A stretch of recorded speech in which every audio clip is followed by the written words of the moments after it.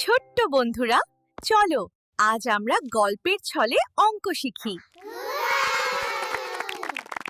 একদিন বসার ঘরের মেঝেতে রাজু তার খেলনা ব্লক ছড়িয়ে বসে আছে। সে তার পুতুলের জন্য একটা সুন্দর মাদুর বানাতে চায়, কিন্তু কাজ করতে গিয়ে সে দুটি সমস্যায় পড়ে যায়। মাদুরের চারদিকে কতটা ব্লক লাগবে, আর ভেতরের পুরো মাদুর ঢাকতে কতগুলো ব্লক লাগবে, সে বুঝে উঠতে পারছিল না। বাবা কাছে এসে বসেন। বাবা বলেন, রাজু, তুমি কি জানো, তোমার এ প্রশ্ন অঙ্কের দুইটি গুরুত্বপূর্ণ ধারণা, পরিসীমা আর ক্ষেত্রফল। বাবা রাজুকে প্রথমে পরিসীমা বুঝাতে শুরু করলেন। তিনি বললেন, কোনো জায়গার চারপাশ ঘিরে যে সীমারেখা থাকে সেটাই হল পরিসীমা।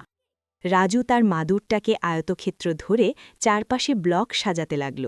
তখন সে বুঝল, মাদুরের চারদিকে বেড়া দেওয়ার মতো যত ব্লক লাগে সেটাই পরিসীমা। এরপর বাবা ক্ষেত্রফল ব্যাখ্যা করলেন। তিনি বললেন, একটি জায়গার ভেতরের পুরো অংশ ঢাকতে যে পরিমাণ ব্লক লাগে সেটাই হল ক্ষেত্রফল।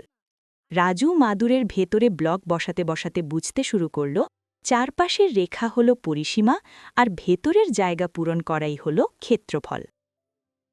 সর্বশেষে বাবা রাজুকে বোঝালেন, এগুলো হল অঙ্কের গুরুত্বপূর্ণ জ্যামিতির ধারণা। তোমার জেনে রাখা ভালো যে একটি ঘরের চারদিকে দেয়াল বানাতে পরিসীমা বোঝা দরকার, আর মেঝেতে টাইলস বসাতে ক্ষেত্রফল জানা প্রয়োজন।